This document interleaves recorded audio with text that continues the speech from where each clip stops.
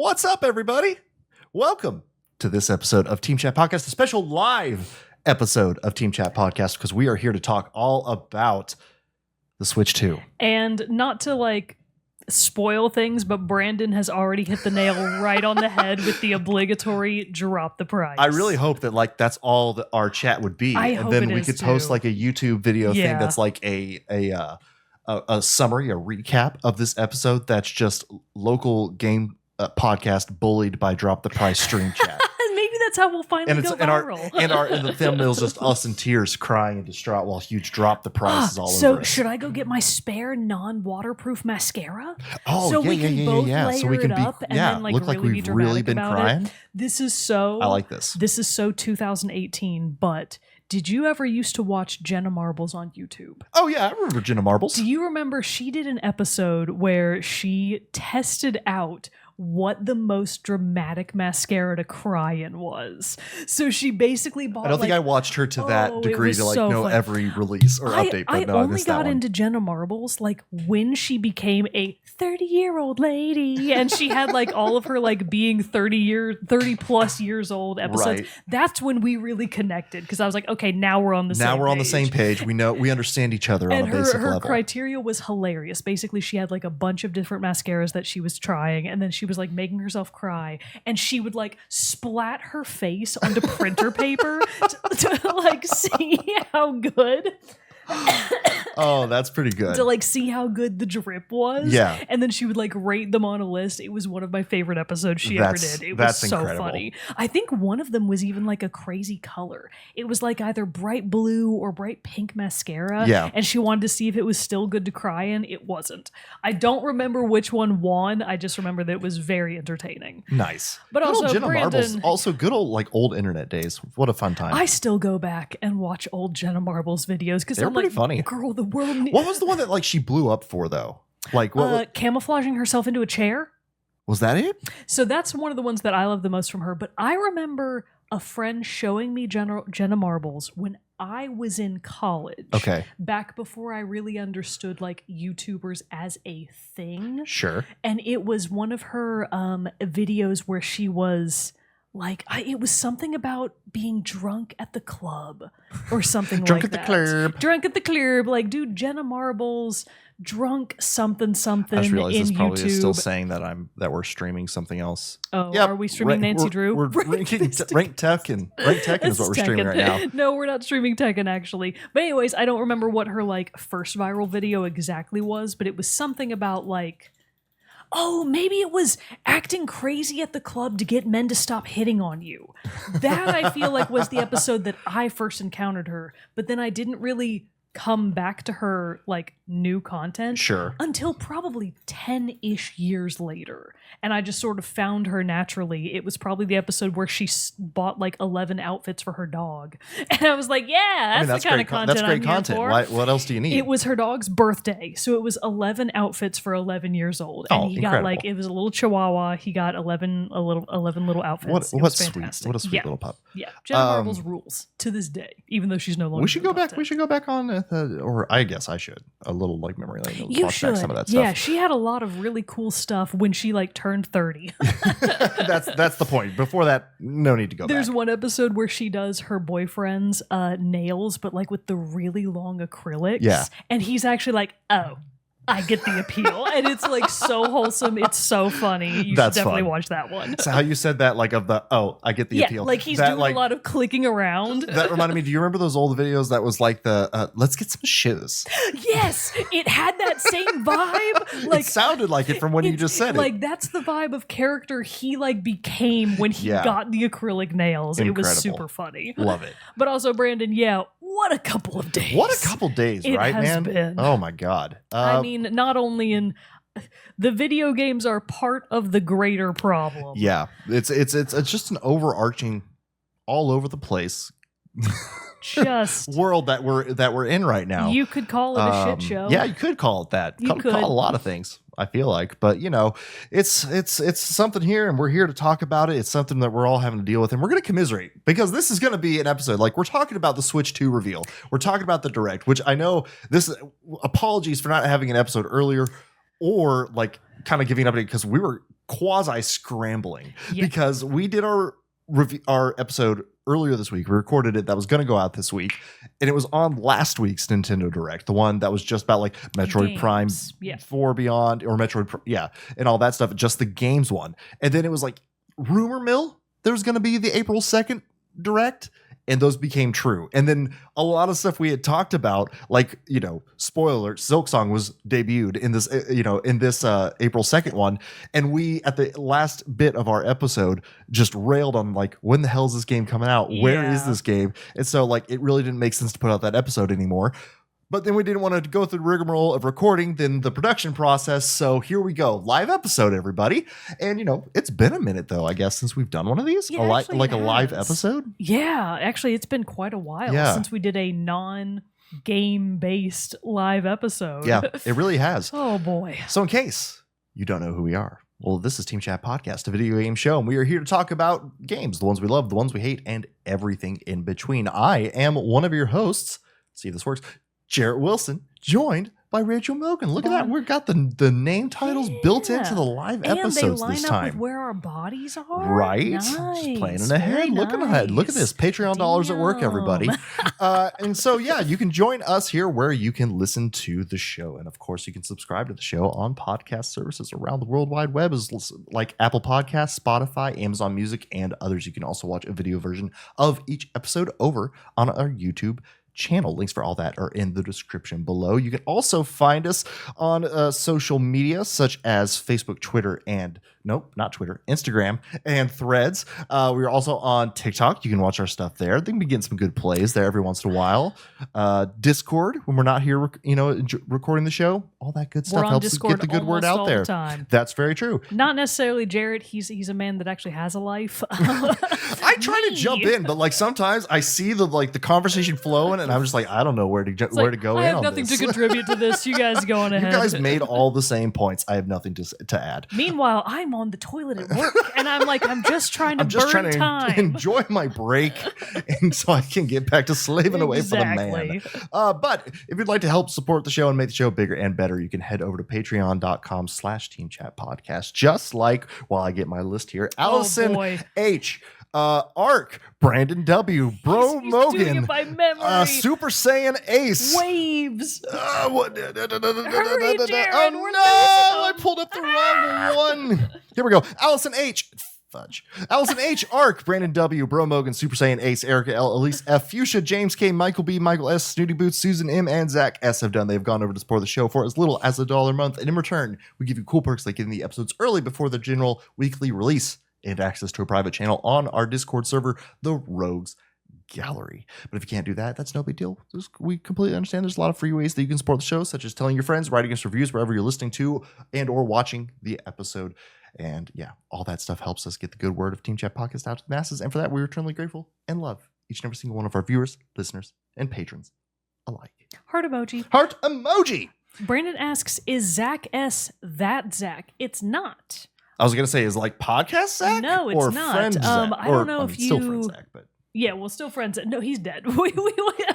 We have him in memoriam on the Discord. No, he's not dead. Actually, I have not jumped into any of his streams, but I've seen that he's been streaming on Twitch recently. Yeah, he has been. He's been doing like some Halo and like Arma Reforged, something like that. Yeah, something like that. I know. It's like I've never had a good chance to do it. Maybe he'll jump on tonight. I feel like he sometimes jumps on late tonight, so maybe we'll be able to jump in and say what up. We have no idea what he's doing with his life these days. Just making movies, we just hope he's good. And that's what we hope for everybody. Last time I talked to him, everybody's good. Last time I talked to him, he was doing pretty good. So I think he's in a good place. I think he said he'd actually might be in New York. Oh, he left Virginia? I think so. Oh my God. Post-pandemic New York City. What new a life. Move. New life, new Zach, Hell yeah. Hell yeah, brother. Anyways, speaking of hoping and just a little bit of an aside related to what Brandon said in the chat, he says, hope your 401ks are doing peachy. In relation to the recent news, I just want to remind everyone, yes, the stock market is tanking. Yes, that does decrease the value of your 401ks. Yes. However, if you are not retiring, if you don't actively need that money, don't get out. No. Stay in. Just ride out the storm. Don't check. Don't look at it. It'll make you sad. Really don't look. Like my mom, Susie Orman, the only financial advisor I trust that's an influencer, everybody says, just don't look. Because if you actually look at like when the most gains in the market are, I think it boils down to the biggest gains that happen in the stock market can kind of be described as the biggest 10 days. Yeah. And if you're not there for those biggest 10 days, you're missing out on all of that opportunity. Buy low. That's what they're always saying. Buy low, sell high. Brandon, don't look. Just don't. Yeah. Don't look. You're the same age as I am. I know that. We went to school together. So don't look. We can quite literally ride out this storm, and then most of the people in charge right now are gonna die of old age, and then we will be able to recover. This is true. So don't worry about it. Don't get out, and just don't look. Just don't look at it. Let's ride out the storm together. We will all be okay in the end. It just might take a while.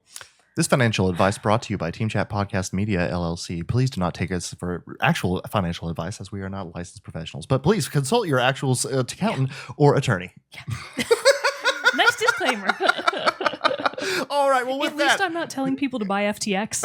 Right? You know what? Now, buy low, sell high. I just said to the buy moon. FTX. Yeah, James Campbell stonks. That's right. That's what we're talking about here today is stocks. But let's get to the big news, because we are going to talk about some things probably from the last direct and this one, just kind of roll it all into one. But I think before we do, the one bit that I definitely want to make sure that we talk about before we get into the news of the Switch stuff is a news story that we talked about.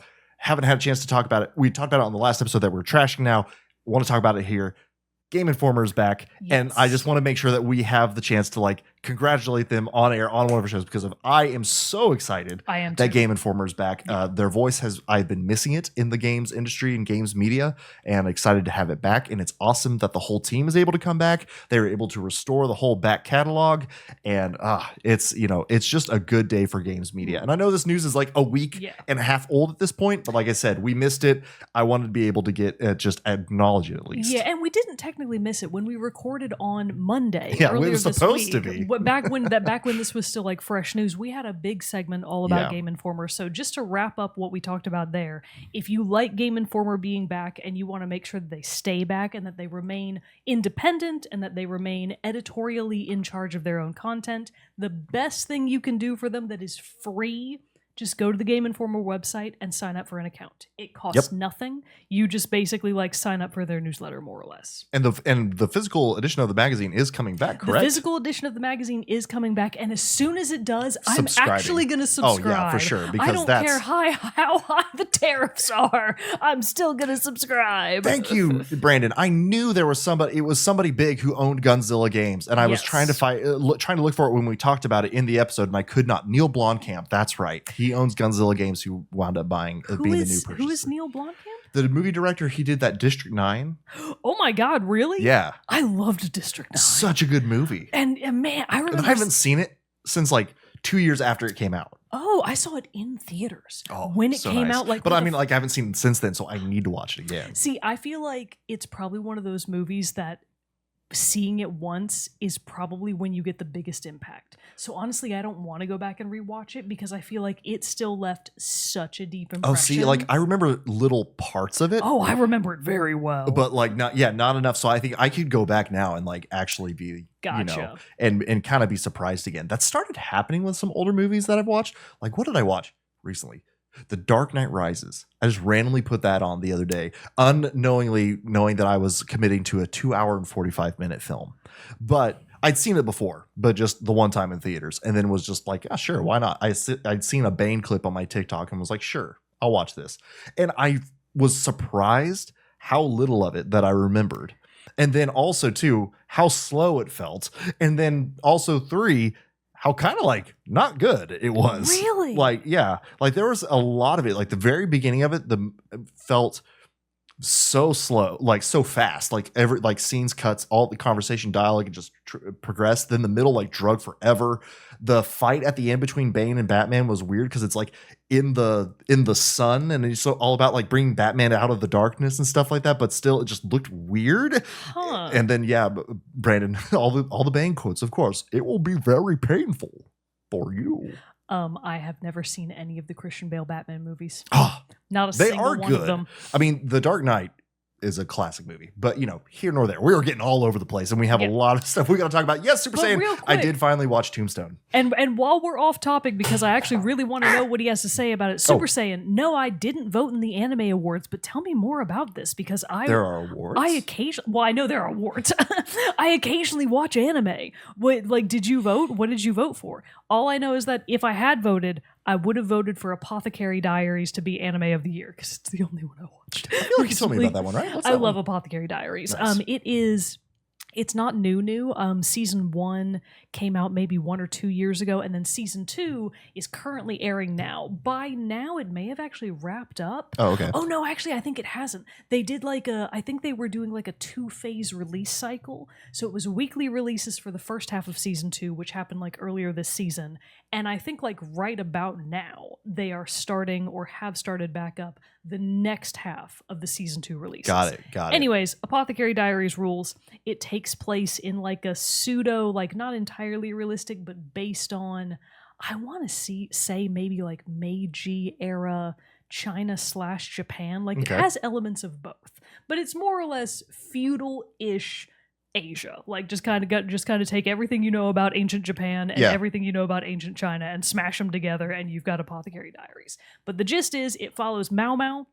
She is a young but aspiring and like very motivated apothecary, and all of her sort of political intrigue adventures because she gets pulled into the world of the palace court. So she's all part of this political court life. She's trying to like help the high-ranking courtesans sort of outmaneuver each other and survive, quite frankly. Sure. It's very interesting. It's equal parts like kind of rom-com and political intrigue style show. So very interesting. The animation is fantastic. Some of the most beautifully animated sunsets that I've seen in recent memory. Very, very good characters. Both the main character Mao Mao and the deuteragonist, a word we haven't gotten to break out in a long time. Right? I forgot about that word. And the deuteragonist Jinshi, he's the male lead. They are both phenomenal, but all of the side characters are also very, very good. Like you really kind of can't go wrong. So Apothecary Diaries is incredible. And let's catch up. There's 24 awards. Apothecary Diaries is on there. My votes were split between Kaiju Number 8, which I have not watched, Solo Leveling, which I have not watched, and Delicious in Dungeon, which I watched one episode of, and it honestly just didn't click with me, so I did not continue. Solo Leveling made me want to play Monster Hunter. Oh, that's cool. Okay, nice. Interesting stuff. Always fun when something influences you to do another media. Ooh, and then he goes on to say, it's like if Sword Art Online was really good. And that's a nice deep dig. And then Brandon, I did see that Shinichiro Watanabe has a new anime out. I was actually just telling the rest of the Monster Hunter crew the other night, like, did you guys see? There's a new anime out by Shinichiro Watanabe. So I don't think I've watched it yet, but as soon as it comes out, it might already be out. Don't worry about that. I do plan on watching it, but first I have to finish Apothecary Diaries. There you go. Only so much time in a day. There really is, and there's so much stuff out there. And I'm still playing Tekken and Wanderstop. I know there's a new season of and Tekken. Monster Hunter Wilds. There is so much stuff out. We're busy. We are busy people. But before we jump into our main topic of the day, talking about the Switch 2, let's get a little bit of an ad break here with PubCam. Just kidding. It's not a real. I didn't know where you were going with that. It's not a real one, but look. She looks It's my new puppy. She looks tiny on the camera view. She does. She's not actually as small as you're seeing in the camera. If Birdie would come over and lay next to her, then you would see. The scale, she is smaller than Birdie, but like she looks teeny tiny in the camera now. Yeah, she really does. Look at that baby doll. Oh my God. She was just there snoozing and I had to take the moment to show it. She's all curled up. Okay, here we go. All right. Back to the topic at hand. The Switch 2. The Switch 2. Do we want to talk about the games or do we want to talk about the console stuff first? Because I honestly feel like the console stuff is gonna We need to talk about that before we can really honestly even talk about the hype that we might have for games. You know, before we started doing the stream, I was like, you know, we should talk about the games first to start on a positive note, and then talk about the console. Oh, that's true. But since then, I have really changed my mind. I do feel like we should talk about the elephant in the room first. Let's do it. Because there's a lot to unpack there. I mean, obviously the Discord has been blowing up for days now, ever since the Direct, and we could really sum it up as confusion. Yes. A lot of confusion on all sides. All of it basically caused by Nintendo.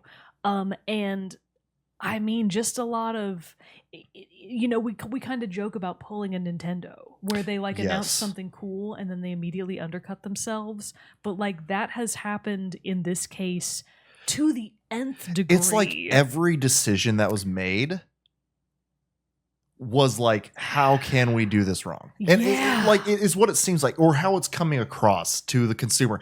And honestly, here's the thing that I will just say, not trying to be defense of Nintendo, but maybe devil's advocate, that had this not been announced now at the same time as all of this tariff conversation and political turmoil that we're having going on right now that makes everything so uncertain, it might not have been that bad. Yes, I agree. But it's not a perfect world, and they picked now to announce this, and it's having the impact that you would only imagine that the impact will be having. Yeah, and the problems extend beyond just the price issues. Like the price issues definitely are a core part of why people are upset. Obviously, like Brandon came in with the chat, obligatory drop the price chat. Right. That's like the main thing that people are concerned about. Not just the console, but also the games. So there's a lot of concerns about the prices. But like really where they truly lost me, and we can get into this in more detail, but where they've started to lose me is they are being so vague about which games for the Switch 2 will cost what price point, and whether or not they will cost X at digital and or X at physical. Because the physical games being $10 more than their digital counterparts, that is unacceptable in my eyes. Unacceptable, because too, and in some of the cases, it's not even that you're even getting the physical game, correct? It's just a download code. It's like you're getting the box, the artwork, and stuff like that. So this is another point of confusion, because we've had a lot of discussion about this in the news channel, and Nintendo just isn't being clear on it. Like some of the games say, well, the game is so big that it won't fit on the cartridge, so even if you air quotes buy the physical game, you still have to do the digital download because that's the only way that we could get all the data to your system. Right. So you're paying $10 more for what is ostensibly nothing. Yeah. Which that alone is inexcusable. Which like that's been a thing of the, has been a thing where like you buy the game, like, a lot of, like, I kind of feel like most games that you buy physical these days, you will buy it and it will copy over data from the disc, but there is still like sometimes a patch or something that has to pull from the internet the day one. But yeah, still being just like, sorry, the games are too big to fit on our cute little cartridge.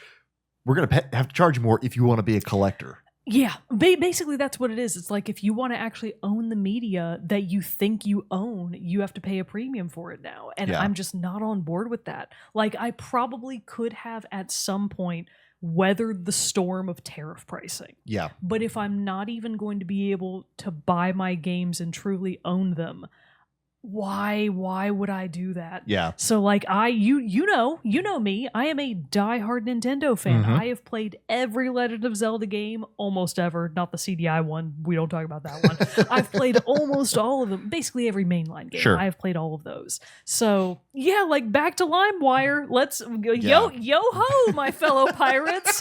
Let's get out on them high seas. It's asking a lot at a time when asking a lot is the least feasible. Like the timing couldn't have been worse. It really is a bad timing thing. James K in the chat. Sorry guys, I asked the monkey's paw for digital versions to be cheaper than the physical. So that's a funny comment, because I do feel like they maybe could have cushioned the blow by finding that middle ground of increasing the base price, but making digital versions $5 less expensive, and then the physical versions $5 more expensive. So they still could have gotten to that standardized base base higher price, excuse Right. me, I think I said that wrong, but have the digital version theoretically be a little bit less expensive than the physical one. But see, here's where, again, I have to kind of say that maybe this is that pricing and this weird, bizarre pricing all across the board is influenced by the tariff situation. Because that plastic case is not being made in the US of A. No. So that's the difference right there, I'm sure, is that it's going to be the manufacturing cost and now the import cost, being the thing that is affecting it and making this way. So we've talked a lot and alluded to pricing and everything like that. People who may not be aware, let's go ahead and just go over all the different things, and we can see a broad strokes thing. Intro overview to the Switch 2. Here we go. So we're going to switch over here so hopefully everybody can see this stuff with us. Here we go. Awesome. Okay, so let's see. We got the Switch 2. It looks cool. I like the coloring, the fancy, all this stuff. It looks like a sleek machine. Things that are important for people like you, Jarrett. The Switch 2 screen is bigger than the original Switch Fantastic. 1. Love that. More importantly, the buttons themselves. So the sticks are bigger. Love so that it too. will fit into your hands better. Yep. I think they also said that the ZLZR buttons, the ones that are on the inside for when you split it apart to play multiplayer. Oh yeah, I can barely play those. Those are bigger now. So they made quite a few of the smaller buttons bigger, which not a problem for me. I have tiny little doll hands, but Jarrett does not. So for people like Jarrett, this is a great feature. My hands cramp playing the Switch in handheld. Mine do not. I have never had this problem. The original DS was perfectly sized for my tiny hands. That's why I eventually just could not make the Vita work. The Joy-Cons are also now magnetic, so you will not have to slide them in and out. They are still secured via a little switch that you have to press to disconnect them, but you just snap them in and out now. Which seems a lot less... Well, I don't know, though. Look at that little knob there that they snap into. Hopefully that's not a break point. You know what I mean? Yeah, good question. But so let's pretend that it's not. Let's pretend that it's the most technologically advanced thing you've ever seen in your life. More importantly, the tech specs of the Switch 2 are significantly improved from the Switch 1. Right. Primarily the base RAM that comes on the game. I think they increased it to 256 gigs? Mm-hmm. Something like that. Sounds right. Basically bringing it up to par with modern cell phones. Yeah, scroll down to where do they have the features or whatever. Learn more. Here we go. Yeah, let's look at these features. Scroll. Okay, so we got this game chat. Okay, we'll get up later. Okay, here we go. That's a lot. Keep scrolling. Where do they have the... Tell us all the things, Nintendo. Keep scrolling. Just keep going. Jesus. Just keep going. Oh my God. Oh, there it is. There it is. 256. All right, 256 gigs with capacity with faster speeds. That is really good because theoretically that does... Oh, and it can get up to 44K quality. Which the ability to play games and have them be beautiful is more feasible than ever. Well, because you saw the things about or whatever it is, you 4K. Know what I mean, doodle about. I've been playing Warhammer. I've been playing Warhammer 40,000. That's what it is. That probably is what threw me. 4K, you know what I mean. But no, that's a good selling point because yes, the Switch, while awesome for handheld use. And everything, and stuff like that. It suffered with games like Mortal Kombat and Mortal Kombat 1 and everything. The graphical quality was terrible as opposed on the Switch version. So it's great that the games are going to be able to visually and fidelity wise be able to hold up to the other console counterparts. And that's particularly good news. Oh no, you were going to say something. I was saying because they even said that one of the games you'll be able to play is I think Cyberpunk. Will be Cyberpunk 2077 you'll be able to play. So that's a huge deal, kind of a thing to be able to play a game of that power. Yeah, sure. Will I want to? No, probably not. Me are never going to play Cyberpunk on the Switch. But more importantly, for games like Breath of the Wild and Tears of the Kingdom, mostly those games ran fine on the Switch 1. Right. But at particularly asset-heavy points of the game, there was noticeable chugging. Specifically the point where you are in the Forbidden Forest or wherever the Great Deku Tree is in Breath of the Wild 1 and Tears of the Kingdom. That trend continued through both games. There was just noticeable. The game was struggling so hard to render those parts and have them be smooth.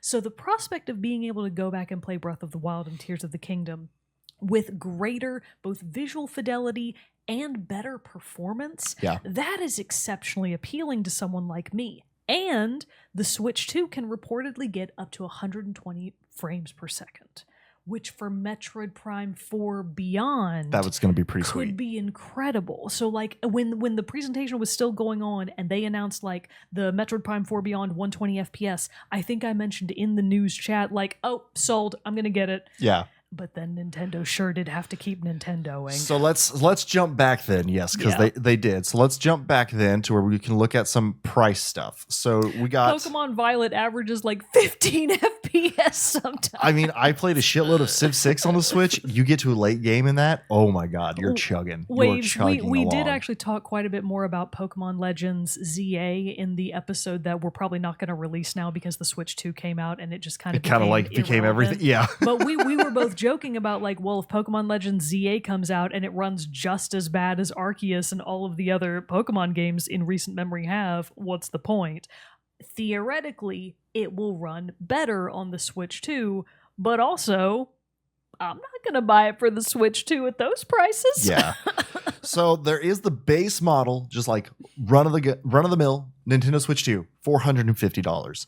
They're also selling the Nintendo Switch 2 with Mario Kart World, the new Mario Kart game, which does look, because it's Mario Kart, it looks awesome. So fucking fun, for $500. So here's another thing on top of that. So this is what everybody thought the pricing was as of the end of the Switch 2 stream in the Direct. However, Nintendo has since announced, in light of recent news, that pre-orders were supposed to go live for the US on April 9th. It may have been the 7th, but I think it was the 9th. They are not doing that anymore. Yeah. They have said, you know what, actually, we're going to delay pre-orders for the US until we can figure out what to do about your country's stupidity. So this might not even... It could be more. So we're saying it could be on to be like hopeful. It will be more. Yeah. There is no way, knowing what we know now, unless someone in our government actually grows a pair and stands up to our dictator, like, it's not going to be $450. No. It absolutely not. And the prices of games that we've been told as of now, they're probably not going to be that. They're probably going to be more expensive. Right. And so, you know, this is just the console itself. That's just the console. And now here's the other part of this, which that by itself, it's like, okay, Switch 1 was like what, $350? I believe it debuted at $300. The Switch OLED was $350 when it came out. So even that's like, sure. I don't think anyone questioned that pricing for a Nintendo Switch. And now Nintendo Switch 2, with inflation, adjusting for all of that stuff, I could see like a $400. I could maybe see the $450 if this was the bundle. Yeah. Well, so actually, I'll be honest. When I initially saw them announce $450 for the base Switch 2, I wasn't terribly shocked by that. Yeah. Maybe that's just me, but that's honestly kind of what I expected, because the rumor going around at the time was that, oh, well, maybe Nintendo pre-calculated the cost of tariffs, so the $450 is going to be the cost of the console, assuming that tariffs are going to come into play. But obviously the announcements were different from whatever Nintendo expected. Also, that may have just been a baseless rumor. So the $450 price tag, you know, I initially thought, sure, that makes sense. I expected around $400, yeah. But so now, knowing that this could be for us in America, you know, I did see that Nintendo in Canada confirmed that like it will still be on the pre-order date will still stay true for them. So like we're just gonna have to wait and see what happens. Papa Kirok, help us! We need you now more than ever. For our Switches. Okay, let's see. We got some chat stuff here happening before we get There's on there. There's actually a lot happening. Okay. James Kimball came out with the 44K is the dang price, which is honestly true. The Switch port of Alien Isolation is a miracle of optimization. Let's see. It was just lots of woo. Thanks. Woo, yeah, America. Actually, Brandon's got a good point. The Switch struggled with Stardew Valley. I forgot about that. Oh, but yeah. If you get far enough in Stardew that you've got a massive farm, it really chugs. And like that's an indie pixel game. Right. That should not be struggling. So, okay. So there's your initial price point that we're looking at for the console itself. And that is one thing you're like, okay, cool. The $500 to include Mario is kind of like, all right. But here's where for me, and we've even talked about the games. The games are varying in price. We've talked about the digital versus physical discrepancy. There's also just random pricing differences where some games are going to be 60 or 70. Some will be 80, and then potentially with physical versions up to 90. Yeah. But again, like Mogan said earlier, we don't know which games those are going to be, and when and like what will determine those pricing points per each game. So that just leaves more questions. And Nintendo is being so like opaque about it. They have come out with no additional, and I understand why they're not wanting to confirm the prices, because I'm sure at corporate on their side, they're probably on fire trying to figure out what they are going to price the system at and the games at. But it's not like they're being hashtag good guys about it. They are a for-profit business. Right. So the only thing that they really care about is their bottom line. That's their prerogative. But also, if games wind up being $120 for physical editions, who's going to buy them? Right. What family of 4 that has 3 children for this whole new digital game sharing system? Virtual cards. How are they going to afford this kind of stuff? And Nintendo has historically been known as the family-friendly console. And it's like, if that's your angle, nobody's going to be able to afford this. Well, and here's the thing now where I was like, okay, you lost me, Nintendo, with this, because I had seen some of the game stuff, and yes, like I said, Mario Kart's always going to be a good time. There's a new Donkey Kong game coming out, which looks really fun because it's like open world, third person stuff. It looks cool. But here's where Nintendo lost me. When you get down here and you go to accessories, and then you scroll down here to see the list of all the accessories. Some, like all, of course, these are all optional. But what multiplayer, like if I wanted to get a Switch right now for Sam and I to play, yes, we would have to basically just out of the box use the standard Joy-Cons. Do the Joy-Cons. They just can't. Okay, but here's the thing. If you want the Pro Controller, $80. If you want another set of Joy-Cons, $90. If you want a charging grip for your Joy-Cons, $35. A strap, $13. The fact that the straps are being sold separately alone is heinous. What the fuck? That is heinous. The strap should be free. Free. With the Joy-Cons. It should just come in the box. Oh my god. Like it did with the motherfucking Wii. Like it did with the Wii, exactly. Then Joy-Con wheels. Okay, I understand that. That's very select for the people who want for the racers. That's fine. Set of 2 for $20. That's not terrible. I will give them that. Nintendo Switch camera. Nintendo. Xbox tried this with the Kinect. PlayStation tried this with the PlayStation Move.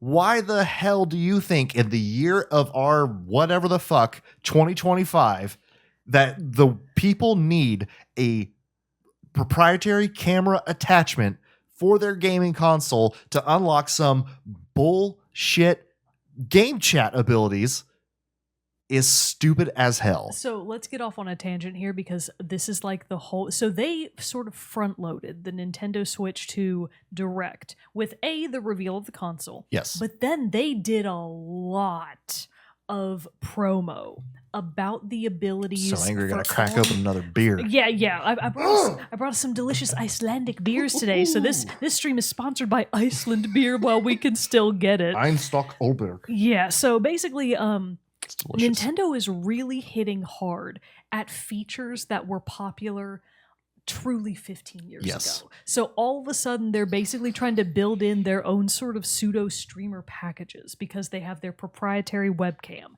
and they have finally, after all these years, built in native voice chat into their system, which PlayStation and Xbox have had for like 1,000 years. Yeah.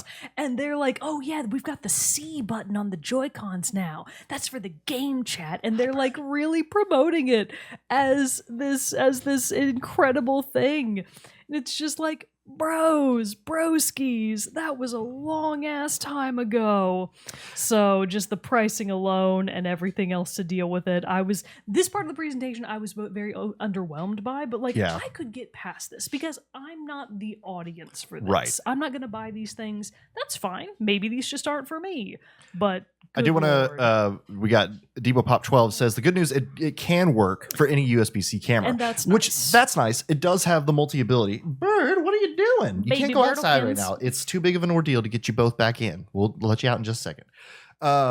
But so that is good. That at least has some multi-use and isn't only tied to this thing. Yep. But still, weird that is the thing that they're trying to push. Because also, hello, we have a phone. We can Discord call people, video call people, FaceTime call people, WhatsApp call people, Snapchat call people. Like, you don't need it, Nintendo. Now, Brandon does have a good point here that Switch 1 Pro controllers are compatible with the Switch 2. That is a good move. Which that is a pro. Because unlike PlayStation and Xbox, where you can't use the old controllers. And this is something that sort of leads to sort of a broader conversation, at least from my perspective, that leans into the argument of, do you buy the Switch 2 or do you weather the storm with the Switch 1? Because they have come out and said that many of the Switch 2 games are going to be backwards compatible with the Switch 1, which is great. You would hope, because that's fantastic.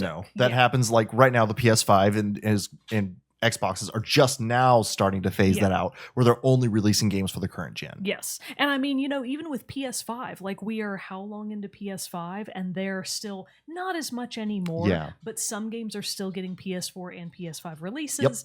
Yep. Nintendo's generally been fairly good about that in the past. We can kind of expect that to continue. But, it's just when you look at the Switch 2 and the price and the state of the economy, it's just like, well, why would I buy a Switch 2? Yeah. Even if it's like definitely the tech specs are far superior. But if I've got other life expenses. Yeah. It's going to take a back seat. Of, do I spend more for the games and more for the console? Or do I keep my current console and spend slightly less on the games?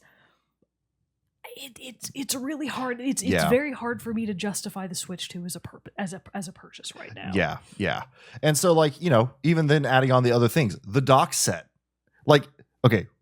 Okay, that is the first. Okay, so it will come with the dock set in the original one. So that's a replacement one, thank God at least. But still, $110 to replace the dock.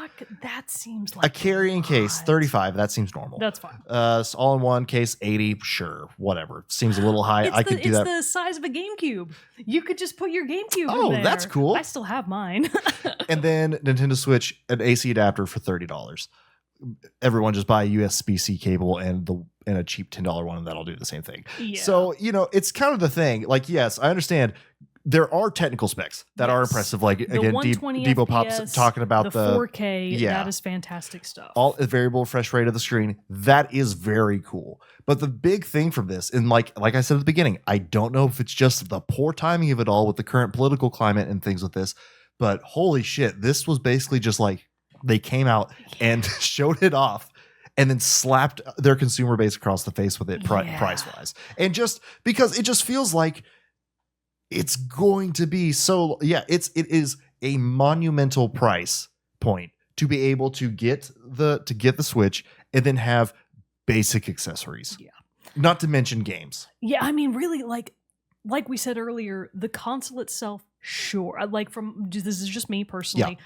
I could have done what the current pricing was, $450 for the console, which would have included a couple of Joy-Cons. And then I could have just repurposed my current Switch 1 Pro controllers. That would have been fine. Yeah. But we don't know if that's going to be the final price, and we don't know what the final price of games is actually going to be, and just in the current climate, often that's going to change, and how often that's going to change. Because you know what, the orange turd could just turn around and be like, "Oh, never mind, no tariffs," because he's done that like 3 times already. Yeah. So it's very much a thing that we're just all caught in the tug of war with, everything. Yeah. And we're just the ones stuck in the middle. Yeah. But it is just still, it's like, I don't know. It feels weird that we're getting this fired up, but it's just it's the thing that this is where we can direct our anger to at this moment. You know what I mean? There's a lot going on. Because there is a lot. And it's just the thing that it just, I don't know. It just comes across. I'll put it this way. If it's a question between, do I buy the Switch 2 and buy new games for it at the higher price points, or do I just keep buying games for my other existing consoles like the PS5 and the Switch 1 and PC? That's honestly, it's a tough sell. It's a tough Switch, sell. I was already kind of on the fence about it because I have really dropped off with the amount that I have played my Switch. But then, of course, as soon as I heard about the new Mario Kart being open world that you can just drive to the next courses, awesome. That's fucking cool. Super fun. And then, like I said, the Donkey Kong Bonanza, spelled like banana, looks so cool because it's going back to an open world Donkey Kong, which hasn't been there since DK64. And so it's like that stuff is very cool. And like this so flew under the radar because A, it was at the very end of the direct, and B, like we just didn't really get to see that much of it because it's obviously in probably in early development. They're fucking bringing back Kirby Air Ride. Oh, that's right. Which made my heart soar to see. But now it's like, it just kind of all I don't know about that. And you're right. Yeah, you're right, Debo Pop. They will support it for at least 8 years. Which and is good because I need 4 more years to be able to afford the Switch. That's the thing. It's going to be like the exact same thing as the PlayStation 5, but for different reasons. It's not going to be because of inventory shortages. It's going to be just people being like, my Switch still works fine. Switch 1 still works fine, which is the boat I'm going to be in for a while unless... maybe Black Friday 2025 happens and stuff goes really on sale and we'll be able to take care of it then, Just upgrade your Switch 1 with the new RTX 50 series. Of course, Super Saiyan. That's what we should definitely do. Oh, yeah. And Debo Pop, we are not judging at all. If you want to get the Switch, obviously get the Switch. Enjoy the hell out of it. We hope you have a blast and with it. And it's clearly got some great features to go along with it. Like the fact that it is a more powerful machine. You have no idea. When I thought that the current pricing was going to be what it was, the thought of playing Metroid Prime 4 Beyond at 120 FPS at 4K resolution. Yeah. Absolute chef's kiss. Yes. But there are all of these other buts, and they don't even necessarily, they don't end. A lot of butts and none of them flat. You know what I'm saying? Because we're not playing the Switch too. Maybe other people are in much better positions than we are, but I am not. No, turn that off. Sorry, everyone. Yeah, no! What are you doing? Hold on. Turn that off. Woo! Sorry. It reset to the whole thing, and then all the stuff came on. Woo! That was sorry, everybody, for that. Yeah. Turn off all that. And really, Debo Pop. Really, the criticism is it's just for the average person, and I would describe both of we have jobs. Yeah. I fucking work full time, and I don't make what most people would consider to be not a lot of money. I do okay, but we can expect as Americans that all of our costs are gonna go up a lot for everything over the next God knows how long. So the Switch 2 will not feed me. No. It will not pay my utilities. No. It will not pay my rent. It won't pay for my pet's food. So I look at this pricing and I go, I just can't do that. With everything else that is so uncertain, I can't be spending this kind of cash on something that is not going to literally sustain me. Yeah. I just can't. And I mean, it's kind of the thing too. We were even talking about this, obviously, the good thing is, if anything, we're all going to go through our backlogs. You know what I mean?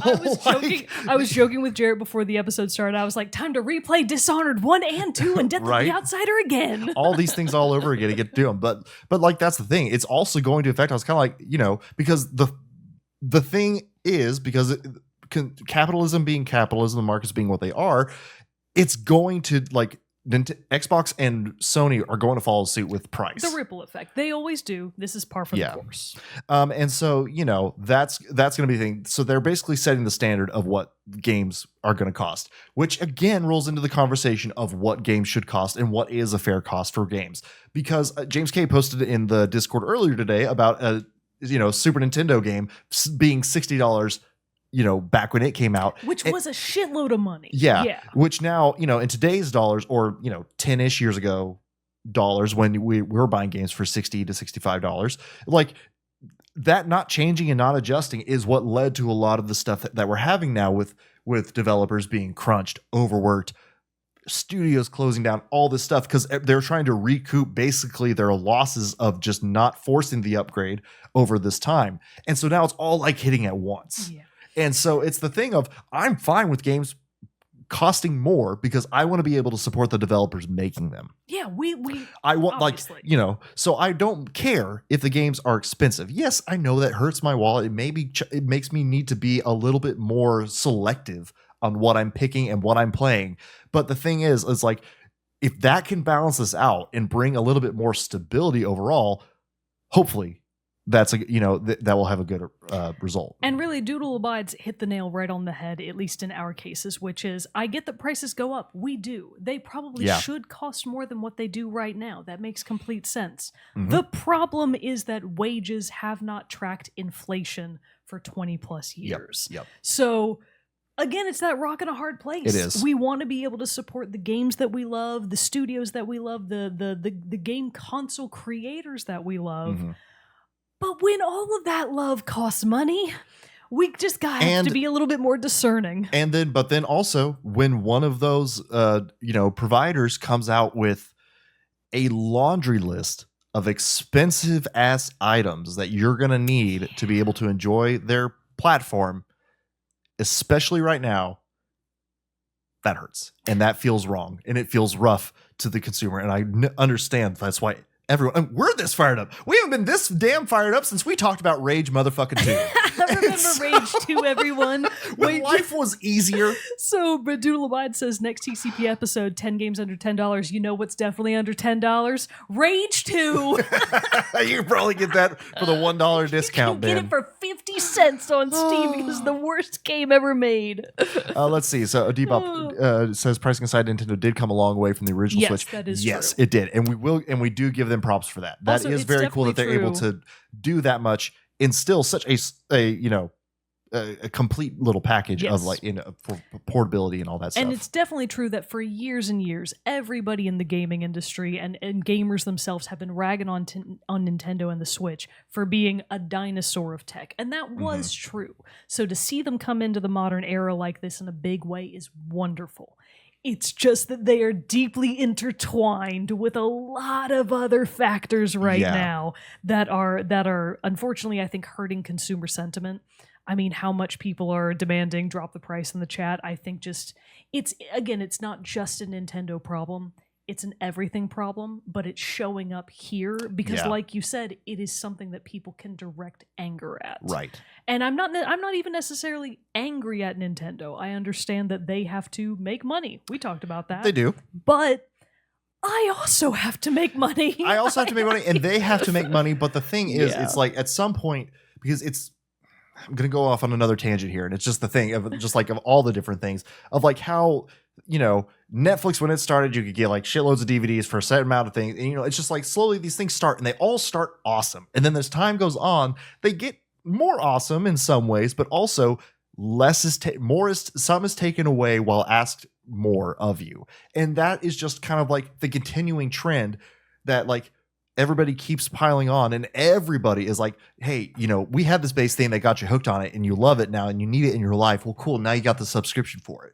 Now, and it just, everything is snowballing and everything, is getting outrageous like this. Wait, this is the news of 2025 because Waves has said Rage 2 is $40 on Steam. Do not spend that $40. Can't be right. Don't do it. That can't be true. That's the worst game ever made. Shitification. Thank you, Doodle Bites. That is the term. Yeah, that and is so the term. It sucks that we're just continually asked to just fork over more and more money for the continued shitification. Yeah. And so like if that can balance, I'm fine. Like, you know what I mean? Like bring it where if you're charging us and expecting us to pay this amount of money, give us the quality, deserving and of that. Nintendo quality is usually very good. It is. Most of their IPs are very, very good quality. But it's kind of like, this kind of smacks as like an Apple boy. Like I grew up, like my first computer was Apple and all that stuff. And so, we got in the chat. Even TCP used to have 3 hosts. You got us. We've been in shitified. We couldn't afford the third one anymore. Got us there. Well, That's okay. So credits, everyone. We're gonna just shut this down. Just turn it off. But oh shit, I lost my train of thought. The third, it's prices, shitification, console. What were we talking about? I don't even know. I think we were just going on and on. We with had all to the things. oust. Oh, I was saying Apple as an Apple kid, and like loved Apple. Like growing up, I remember like my dad especially was huge into them and like talk about how we never had to fix them. Like my friends with PCs were having to fix stuff and all this stuff. And so at that time, Apple, while more expensive, it was worth their cost because the machines were great. But now you're getting into their like later laptops and everything where they started soldering memory into the like laptops. So you couldn't upgrade the memory. You couldn't upgrade the storage of it, but you still had to pay that ridiculous now Apple pricing. This is what this kind of feels like. to me. The Switch 2 reveal. It especially feels it hashtag feels bad, man. Yeah. Because Nintendo as a company has been posting record profits for the past couple of years. Yes. So like it's not like they're an indie studio that's hurting for cash. They've been doing very well, and most corporations have. It's not just Nintendo. Most corporations have been doing phenomenal. Yeah. While everybody that isn't a corporation not doing great. Yeah. So it just really, I mean, it doesn't feel good is the best way that I can describe it. It feels terrible. So yeah, that's kind of where we're at. I don't really want to talk about their dumb games now. I don't like them. But Super Saiyan did have a good question, which is kind of answerable. So are they going to have a membership service per month to play new games? Kind of. Good question. But so if you're not familiar with the Nintendo monthly, what do they call it? The Nintendo Switch Online? Nintendo Switch Online, that's what they call it. So basically, Nintendo Switch's answer to PS Plus is Nintendo Switch Online. And if you have the base Nintendo Switch Online, I believe it's $20 for the whole year, which, let's be upfront, is incredibly cheap compared to the rest of the pricing. For the expansion pack, which is Nintendo Plus Online Plus Expansion Pack, which gets you all this other stuff for free, I think it's like 30 or 40 bucks a year. It's still not that much. Yeah. Yeah. I can't remember the exact. I think it's like extra $25 or something. Yeah, like that. I can't remember the exact price right now. $50. $50? Okay, 50 a year, which again, still significantly less than the rest of the online services out there. Nintendo Switch Online Plus Expansion Pack gets you a couple of special upgrades for specific games, like Splatoon 3 is a great example of that. Mario Kart 8, actually, you get a bunch of the extra, all the new courses, all the new characters. You get quite a bit going on there, and then you also get access to Nintendo's expansive backlog of like retro games, so the NES, the SNES, and now this was actually part of the Switch 2 announcement, which everybody was hype about, and I still am. GameCube games are coming to Nintendo Switch. Oh, okay, that's cool. So Nintendo Switch Online Plus Expansion Pack is getting GameCube games in there, and in the little like promo reel they showed of it. So Wind Waker is a phenomenal game. I'm so happy to see it there, but I already own like 80 copies of Wind Waker, both on my original Switch and the Wii U that I actually have the special edition of. So I'm good on Wind Waker. But I was so excited to see Chibi Robo. You probably know what this is. You probably don't know what Chibi I do not Robo know what Chibi Robo is. This is like a deep cut of GameCube retro gaming that I have never gotten to get my hands on because I didn't play it when it came out. And now it is such a cult classic that if you actually buy it for GameCube, it is hundreds of dollars on eBay. Shit. Okay. But it looks so cute. I've always wanted to play it since like discovering it as a pseudo adult and now obviously into real adulthood. So seeing Chibi Robo become affordably accessible again is a great, like that's a net win. That is so great, along with all of the other games that are going to come along with the GameCube catalog. Yeah. Good things to see there. Let's see. What else can we even... Oh, and Debo Pop points out that the Nintendo Switch enhanced games come with Nintendo Switch Online Plus, which is a very good pro. A good thing. That's awesome. All this talk of Nintendo Family Plan reminded me we canceled it, so you don't have it anymore. That's all right. I got a rich brother. Oops. Sorry, I just realized, you were on that. Oops. But Doodle shows how much we're using it. Doodlebot says, life hack, if you get a family plan split between 4 people, the expanded online is still $20 a person per year, though. That's still not bad. That's not bad. That's honestly, like, I could easily make the case for that. I feel like that's... Your family's kicked full. You out. He just Bitch, straight we're up related. Kicked you out. this bastard. Gonna have to get a new family, I guess. Oh my God. Fire Emblem Path of Radiance coming to GameCube Online is big. The game is impossible to find for less than... exports. I agree with that, Waves. That's good. Boy. That's pretty good. Yeah. But I think we should probably at least talk about some of the games. We can go over them a bit. Maybe there's some glimmers of fun. Basically, I'm thinking of like these games as my wishful thinking for 5 years from now, when maybe there's been some change and we can afford stuff again. Wishful thinking, we know, but let's just all pretend. So let's talk a little bit more about Mario Kart World, because I feel like there's a lot to talk about here. Yes. So like you said earlier, Mario Kart World is the new for starters, Mario Kart 8 has been around for what feels like 10,000 years. So long. Like it's time for us to have some new Mario Kart. Yeah, it is well past time for us to have a new Mario Kart, and the game looks fantastic. It does. So a couple things that I noticed from the trailer that I was immediately jazzed about. Did you notice that there was like customization for the characters themselves? I did. That is like such a hype feature for me. So many unlockables. The fact that you can get unlockable, not just for the carts, like there's always been unlockables for the carts, but for the characters. You could take the hat off Mario and Luigi. Oh, I don't like that. No, I love that. I think their hair is super cute. I love, like, look at Peach's outfit here for the dirt bike. That's pretty cool. She's got the adorable updo. She's got the cute, like, knee pad. She's got the sweet biker jacket on, the cute denim shorts. This is the stuff that is like premium content that I would happily fork over the cash for. Yeah. If I could afford the game.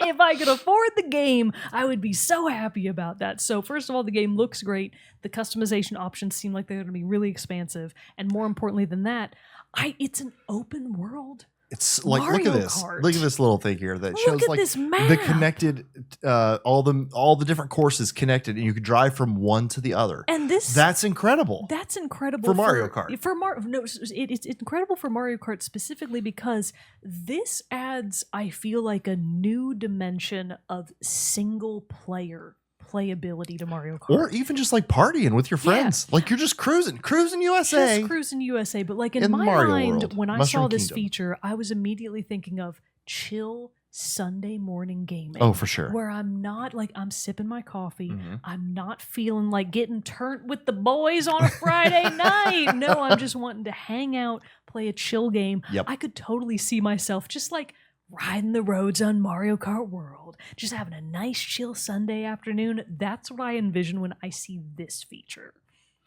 So yeah, so much stuff. Go beyond the course. And obviously, we can expect that they will continue to support 24 driver races. Whoa! They expanded the races. See, that's cool. Oh, and also, did you remember from the trailer that they basically made like Knockout Tour? This is more or less Battle Royale. Incredible. So you keep going and you have to place in a certain level to be able to make it to the next course. And if you don't, you're out. I think this is really fun. That's very fun. So the addition of like a Battle Royale sort of Mario Kart mode, I feel like that's really awesome. See, and it's that cool stuff. Like Nintendo has. We're not here to like say Nintendo is shit company. Like they have good stuff. They do cool things. Stuff. It just they do weird stuff sometimes. They're just potentially having to price their console and their games at a point where hashtag it's a no from me, dog. And $80. So if you get it as part of the bundle, again, we don't know that this pricing is going to stay the way it is now. Right. I mean, you can you can the 3 abundantly see on screen the 3 asterisks next to the price, which is, we don't know if it's actually going to be $80. Currently, if you get it with the bundle, it's only $50, but that is currently with the bundle. Unless something changes, we can expect that those prices will not remain the same. Probably not. Yeah, probably not. So as much as I think this game looks phenomenal and I would love to be able to play it both by myself and with my friends, it's going to be I'm going to have to wait on it because not just like Mario Kart itself, this isn't the top of the list of Mario of like Switch of what 2 you would games. Be playing. Metroid Prime 4 is at the top of that list. Everything else is chum in the water compared to Except Metroid for Prime Donkey 4. Kong Bonanza. Bonanza. Bonanza. You're a DK boy. I am. This looks so cool. Warming up to his new look that they're taking from the movie. It's like I like the dark, all the dark around his eyes is different. Warming up to that a little bit, but hey, the game itself though looks like a damn good time. The game looks really fun. When I saw this, I know that it's really not a 1-to-1, but I was thinking, hey, they did the Mario Odyssey, but for Donkey Kong. It's not quite the same, but it looked like DK and Bonanza has a lot of really interesting movement and abilities. Well, he has this little boulder buddy that's on his shoulder the whole time, and it looks like he can dig and drill, bust up the earth and everything. Yeah, he's got all these new abilities. It looks so good. Looks very interesting. All right, Metroid Prime 4 Beyond. I don't need to say anything about this game because it's going to be the best game. It looks very fun. That is so setting it up for failure. When gamers say stuff like that, it is setting a game up for failure. So I will probably have to play Metroid Prime Beyond on my Switch 1. God, pray for me, gamers. Pray for me that it runs respectably on the Switch 1, because if it doesn't, I will personally sue. But I feel like I still have really high hopes for the game. It looks incredible. I'm just so happy to see Samus back in action. On my drive here, I passed a car that had Dark Magician Girl from Yu-Gi-Oh! As one of their decals on their car, which I know you probably don't get. Not know. But I was trying to think next to Dark Magician Girl was Samus, and it was this Samus. And you were like, you're like, hey, I was like, I like that. I like Samus too. I also like Samus. Look at us, fellow Samus enjoyers. Yeah, pulling up to the red light, laying on the horn. Like you said, Kirby Air Riders. Kirby Air Riders, I mean, obviously, we didn't get to see any of this game's sort of real in-action stuff, but the fact that Kirby Air Ride is back after fucking 20 years is insane. We've talked about this game like a fucking folk legend on the Team Chat show. I remember that. So to see Kirby Air Ride coming back, like it really did, like my heart seized up for a second. I was like, oh my God, Kirby Air Ride's coming back. The fools have done it. It's coming back, mother of God. Then we've got Drag X Drive or Drag and Drive. So this points out a feature that we really haven't touched on of the Switch 2, which is the mouse feature. That's right. So the Joy-Cons, the new magnetic Joy-Cons, Joy-Cons, be used as mice. Basically, it sounds Mises. so as Mises. We're gonna say Mises. So it's crazy that like you can take the Joy-Cons out of the Switch and like put them down vertically on a surface and move them around like mice, like PC mouses. That will be really weird to see. My brain really struggles to put that into playable context. I can't decide if I think it's just one of those Nintendo gimmicks or if it might actually have like real applicability. Right. But shout out to Drag and Drive for featuring differently abled sports. Yes. Yeah, I have never seen this before. Oh, you've never seen basketball play like this? No. I've never seen a video game. Oh, yeah. Featuring this. Yeah. So this is incredible. Drag and Drive as a concept I love. Will I personally play it? No, because I don't like sports games. Yeah. Rocket Cars, as some of you might know, Rocket League gives me great stress to play. So it does. I'm not the target audience, but I love that they did it. Yep. We'll talk about this one real quick, even though it should not be talked about because it is the welcome tour of the Nintendo Switch. But hey, guess what? You got to fork over some money for it. So if you want to pay for the tutorial, believe they're charging money ahead. for that. That is next level psychotic. And Debo Pop says that there it is. Okay. The rant. Yeah, Let us go. Deserves a rant. Let us go into your rant while we move on. I'm excited to hear it because yes, why the fuck is that not included? So so whenever this sort of came up as part of the Direct, everybody kind of assumed based on the first few words that, oh, this is going to be their Switch to sports, because they've always sort of had like an included game that is mini games to go along with their new console to sort of teach you how the console works. This costing money and costing premium game pricing is insane. This is going to be 70, 80, 90? I'm not like a $5 add-on? I don't remember exactly how much they said it's going to be. It's not going to be $5. I want to say it's like 40 or $50.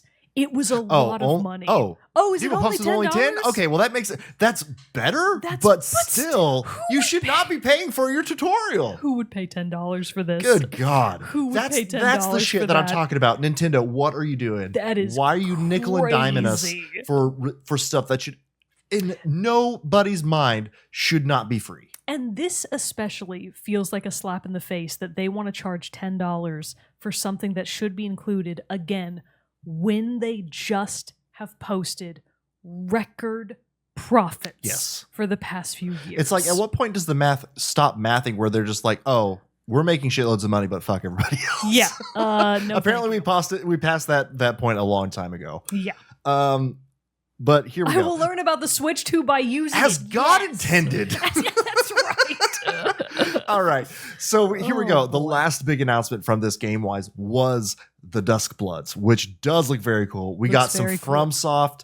We're hitting, we got the FromSoft coming up with a multiplayer title, which will be very fun to see. My Souls people, how are we feeling about this? So they will chime in, I'm sure, but Doodle not Guys Bloodborne. already did. Not Bloodborne. Not Bloodborne. It's not Bloodborne. It's not Bloodborne. For copyright reasons, it's not Bloodborne. It looks like it. We copied the homework, but we changed it just a little bit. I from what I've seen around the various web, this has reignited the firestorm of gamer opinions around console exclusives. Yeah. Because the fact that Dusk Bloods, is going to be a console exclusive has the people riled up. Yeah. It's got the pitchforks and the torches because out. You don't mess with the FromSoft fans.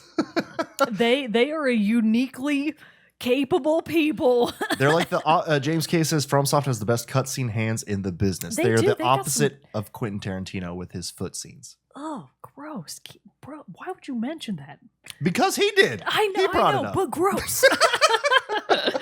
I do like how the first minute of that trailer was two hands coming together and then slowly pulling apart. Super Saiyan, I heard they're going to charge 10 cents every time you pause the game.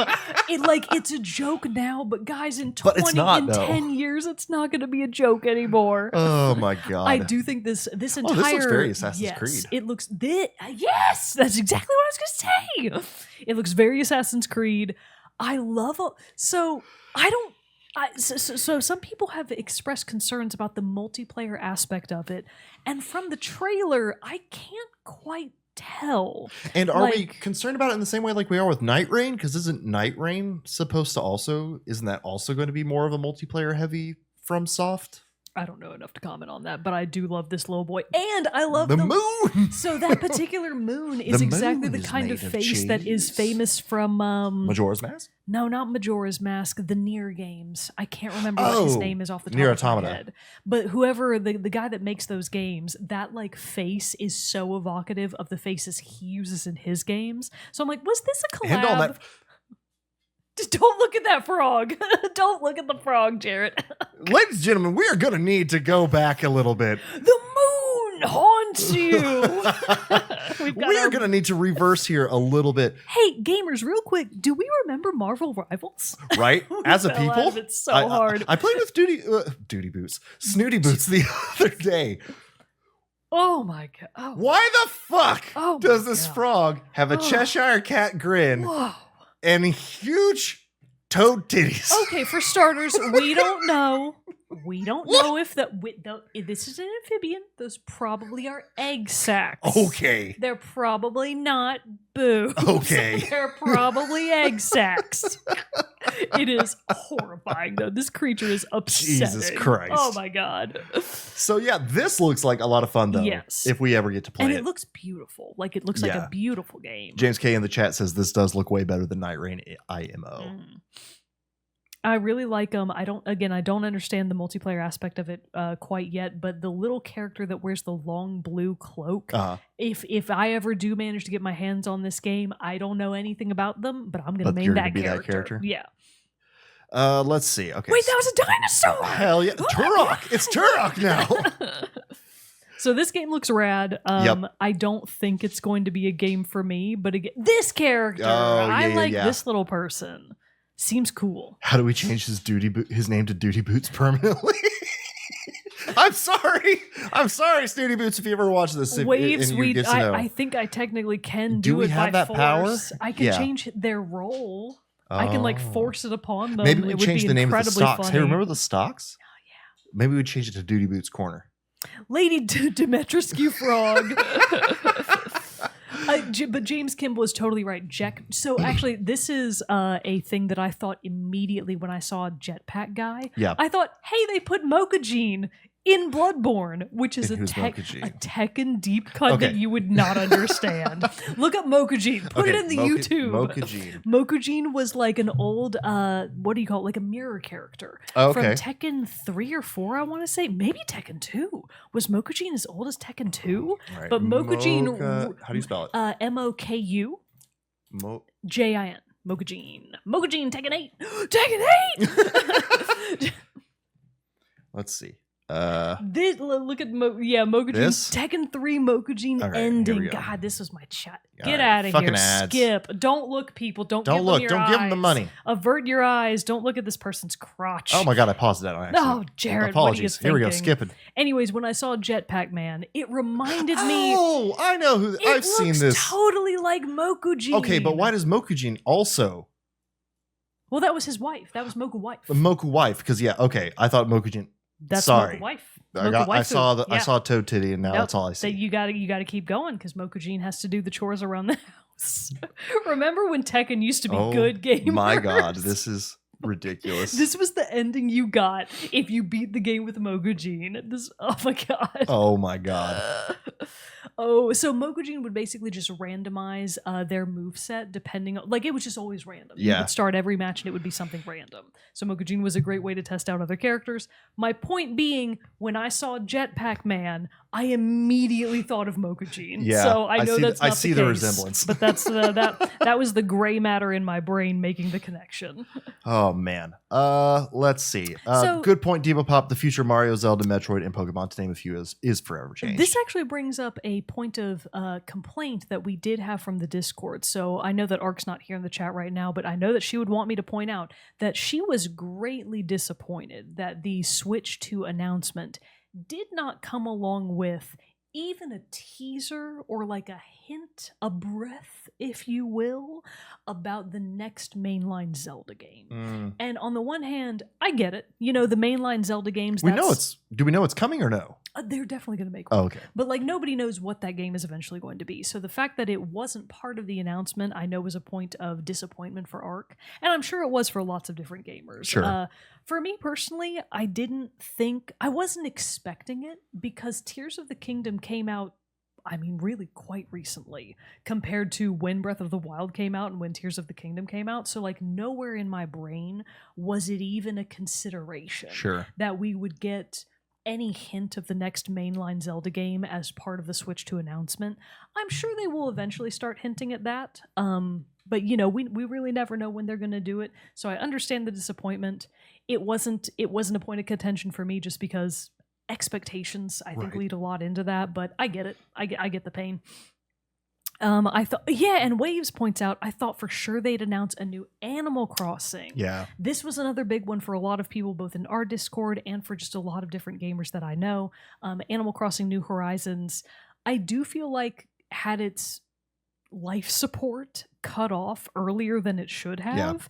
And a lot of, diehard Animal Crossing fans had a lot of upset about that, myself included. I felt like it didn't get the amount of additional content that it really should have. So the fact that there was no Animal Crossing and no new Zelda game as part of this reveal is, for a lot of gamers, not great, but I feel like it kind of makes sense because new Mario Kart and new Metroid Prime, in my mind, are kind of taking precedent over whatever else they've got in the cooker right now. That makes sense. But Brandon, I'd expect a new 3D Mario at least. So actually we never really talked about this. I kind of thought that the Switch 2 might come along with an announcement of the next Mario Odyssey. Like I thought they might build like Odyssey on Mario 2 or something like that. Yeah, Yeah, like whatever the next iteration of Odyssey was going to be, because that game was A, massively successful, B, extremely beloved. So it kind of felt like a no-brainer for them to make a new Mario Odyssey, put another one out there. Those games are phenomenal. So it did seem a little odd to me that we didn't really get a new mainline Mario game other than Mario Kart. But, maybe one day. They had so much to announce because they had so many accessories and game chats. And then we haven't even talked about the fact that, so let's briefly backtrack to just the fact that the Direct in general was a little bit of a technical shit show. I heard about that. I missed it. I completely forgot. Oh my God, I'm sorry. I'm yawning so much. We'll blaze through this. But I completely forgot it was happening. So I logged on to Discord at 9 a.m. and was like, oh, whoops. Yeah.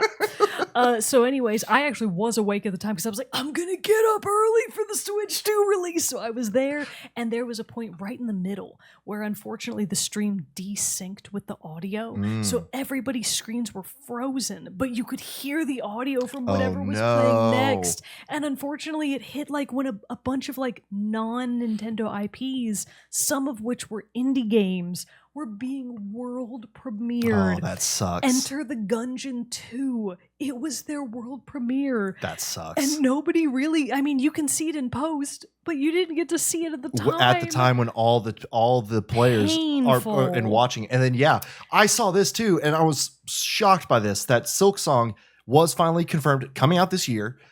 It came out, we saw it, but it was 5 seconds? I couldn't believe that. It wasn't even 5 seconds. It was the briefest montage of just showing a little bit of gameplay and then like the little card in the corner that says 2025 release. And it's like, on the one hand, wonderful news. Silk Song is the game, other than Metroid Prime 4 Beyond, that I am looking forward to in 2025, 2026.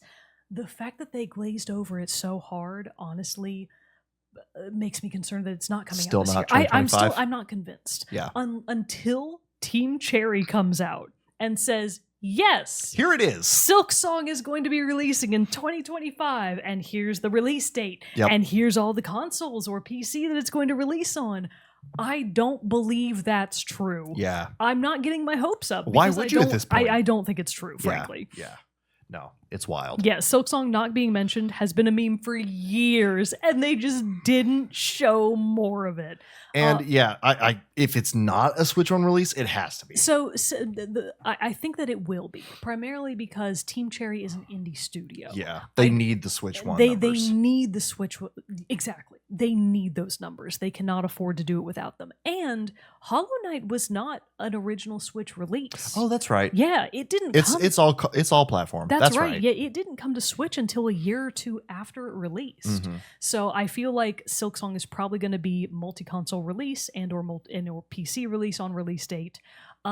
That being the case, I probably won't get it for the Switch too. I'll probably get it on PS5. Get those trophies. Platinum it. I don't have the skills. Come on. My skills. Believe in yourself. My skills cannot pay the bills. All right. Is there anything else?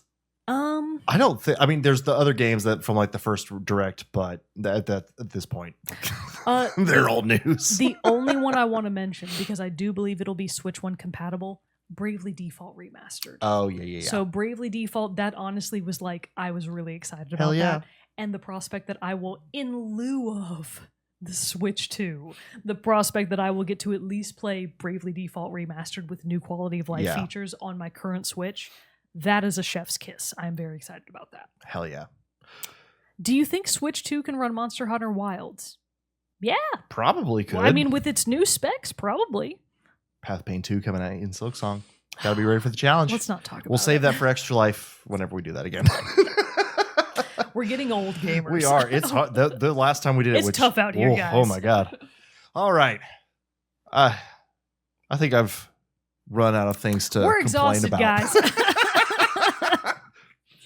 I did not expect it to get that heated, but it's just like, it really was just felt like this is the outlet we need to let some anger at the current state of the world out at. And sorry, Nintendo, you just happen to be the ones that fall prey to it this time. The timing is unfortunately #bad. #bad. And so, I mean, if, maybe we'll get lucky. Maybe the Orange Man will just die of a heart attack.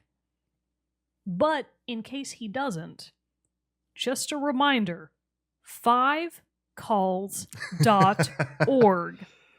Use it to contact your state representatives.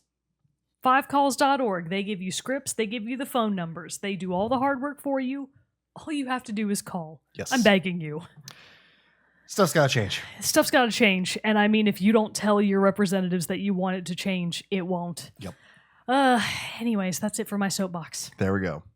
I've had a lot of them today. It's been a wild topic. Who would have known that video games would make us this angry sometimes? Let's talk about something more important, though, which is that on my way home, I'm going to swing by Culver's. I'm going to get a concrete mixer. Why are you telling me this now? You want to get in the car and go to Culver's? Yeah, if I could leave the dogs, I would. But since they're... Well, what do you want me to bring you back from Culver's? You don't have to go bring me back. Because I'm going to get a concrete mixer. I'm going to get brownie bites and hot fudge. I can't decide if I think it will taste better in the vanilla custard or in the chocolate custard. Do I go all chocolate or do I use the vanilla custard to offset and enhance the chocolate from the brownie bites and the hot fudge? I would go. See, that's a hard call because Doodle abides. We have one Culver's. We have one, and it is down the street. Just down the street, and it's so good. I love it. I honestly, this is irresponsible. Let's see. Listen, I've had a hard week. We're hungry. Let's see. Super Saiyan, next Team Chat plays and when? Later this month, I believe. We'll probably get back up. We're a little bit off schedule right now just because of everything that's been going on. Yeah. But you can expect that the last week of this month, whatever that Thursday is, that will be our regular stream. Yeah. So that's when we usually try to keep Team Chat plays. As far as what we're going to play, do you have a recommendation? You got a request? Always open for those. If it's something we already own, your chances are significantly better. That's right. Might I add, I own a number of Nancy Drew games. Just putting that out there. I have a feeling I don't know if that's going to be up Super Saiyan's alley, but you don't know. He might love Nancy Drew. Split Fiction would be great. Maybe we do. We did really want to. We do need, but we have that and South of Midnight this month. Oh my god! Let's put the Team Chat accountant on it, and we'll figure it out. Quick, Birdie, get to the numbers. We miscounted the dollars. Get on it. Quit sleeping. Quit sleeping, Willie. It is very cute that she moved, but she's still in the exact same position. She just kind of she just did the flip horizontal. Just flipped over. That's cute. Quit sleeping, Willie. We got stuff to talk about, stuff to play. Oh, bird's up. Is she gonna go look? Oh, come on, Birdie. Come on. Oh, there she goes. Whoa, big stretch. Big stretch. We'll end on a Hello Kitty Island adventure. That's a Super Saiyan one. Sam would love that. All right, we'll end on Pup Cam today, everybody. A little bit of happiness, a little bit of serotonin for you. Nancy Drew's Nosferatu secret. The closest approximation to that would be Nancy Drew number 11. It was 11 or 13. Blackthorn Manor. Oh, there we go. Yeah, you know the one. I know that one. It's a Blackmore Manor. There we go. Blackmore. Anyways, there it is. So that's the one that we'll play. We'll figure it out. We'll let you all know. But thanks for hanging out with us tonight on this special live episode. It's been fun doing one of these. We haven't done one. We all love that one for sure. Yeah, obviously waves. So it was super fun to get on here and talk all about the Nintendo Switch 2 with you all. Get some rants off our chests, honestly. It apparently had been building up for all of us. So it was good to get this out. Good to get to commiserate with you all and all this stuff. But as we learn more about the Nintendo Switch 2, we will be sure to pass that along. And yes, we're going to echo that from Brandon Weaver. Eat shit, Donald. The biggest of shits. So thanks everybody for hanging out with us, and we will see you on the next episode. Bye. Bye. 5calls.org.